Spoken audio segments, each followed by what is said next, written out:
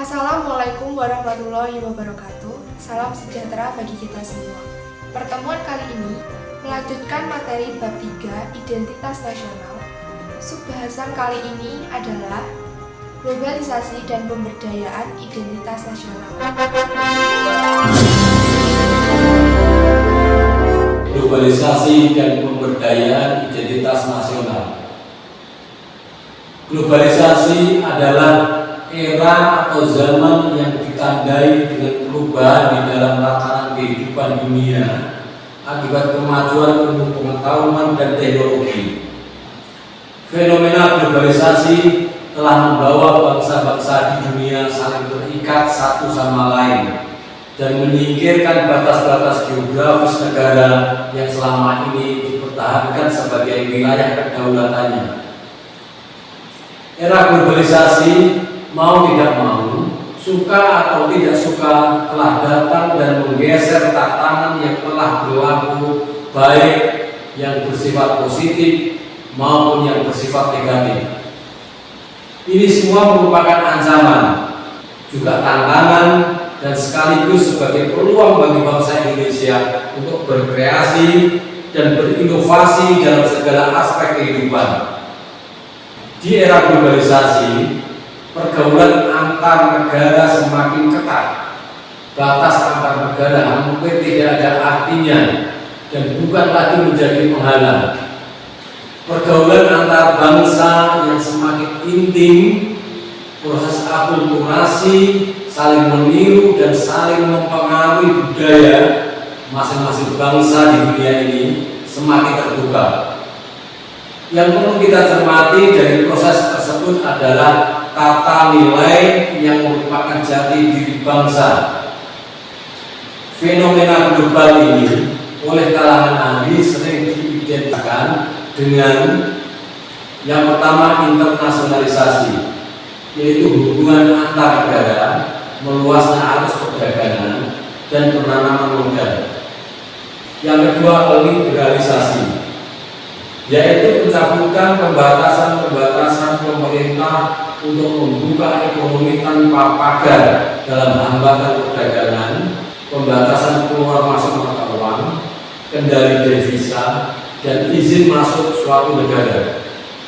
Yang ketiga, universalisasi, yaitu ragam selera atau gaya hidup seperti pakaian, makanan di seluruh pelosok penjuru dunia. Yang keempat, westernisasi atau amerikanisasi, yaitu ragam hidup model budaya barat atau Amerika. Dan yang kelima, deteritorialisasi, yaitu perubahan geografis sehingga ruang sosial dalam perbatasan, tempat, dan jarak menjadi berubah. Saling keterkaitan dalam segala aspek kehidupan yang tanpa terhalang batas teritorial sebuah negara bangsa. Para ahli menyebut sebagai era yang telah menggiring dunia ke arah pembentukan sebuah perkampungan global secara fisik saling terpisah namun saling berhubungan dan mempengaruhi secara non-fisik. Hal ini terjadi karena perkembangan globalisasi dipengaruhi oleh kemajuan teknologi komunikasi yang mampu menembus ke segala segi kehidupan. Perkembangan globalisasi yang tidak mungkin dapat dihindari oleh semua bangsa di dunia tersebut bagi negara berkembang seperti Indonesia sangat berpengaruh terhadap perkembangan kebudayaan nasional yang potensial melunturkan tata nilai yang merupakan jati diri bangsa Indonesia.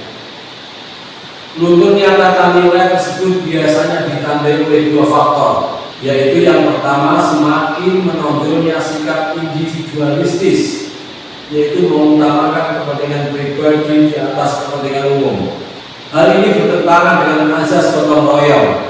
Dan yang kedua, semakin menonjolnya sikap materialistis, yang berarti harkat dan martabat kemanusiaan hanya diukur dari hasil atau keberhasilan seseorang dalam memperoleh kekayaan. Hal ini bisa berakibat menghalalkan segala cara untuk memenuhi kebutuhannya. Bila hal ini terjadi, berarti etika dan moral telah dikesampingkan. Pengaruh negatif globalisasi akibat proses akulturasi budaya tersebut dapat merongrong nilai-nilai yang telah ada di dalam masyarakat.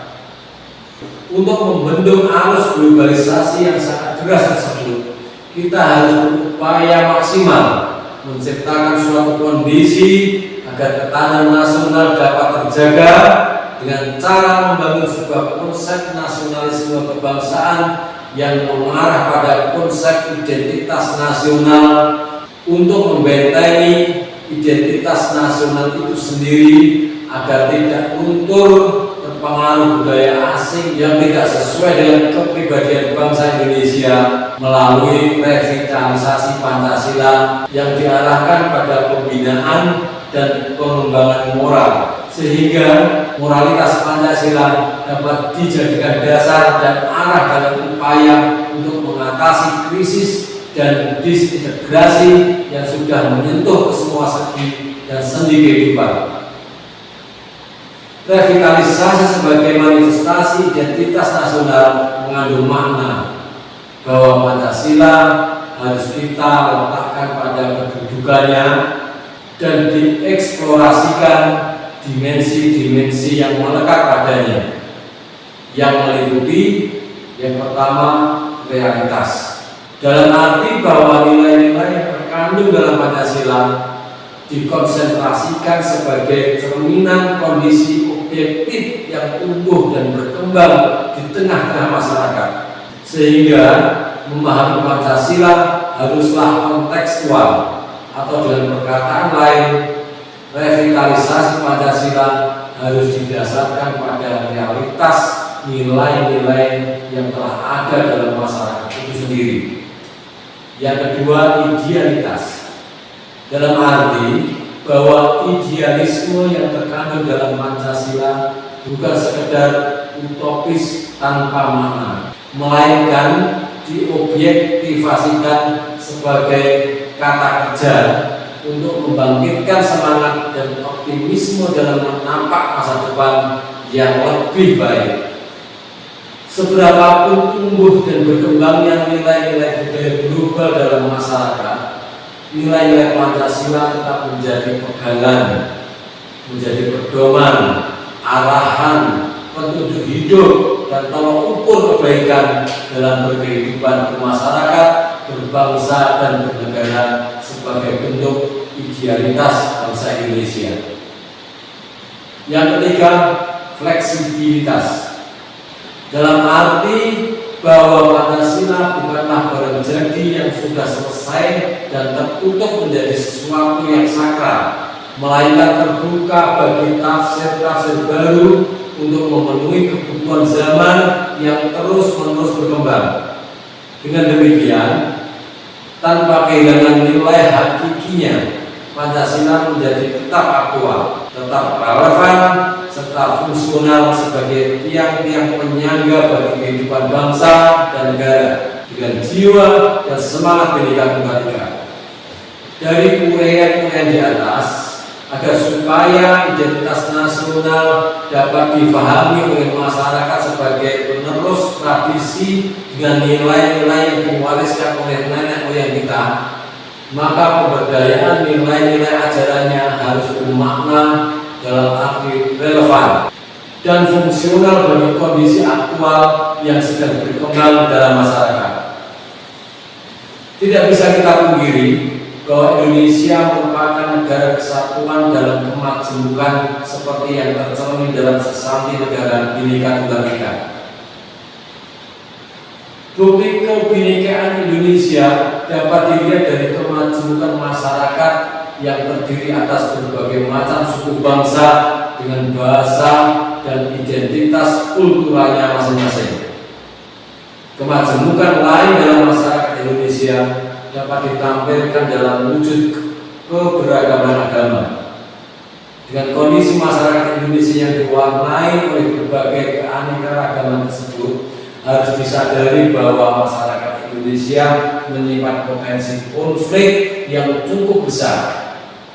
Oleh karena itu, pemberdayaan identitas nasional melalui revitalisasi Pancasila dalam rangka membentengi pengaruh negatif globalisasi menjadi sebuah keniscayaan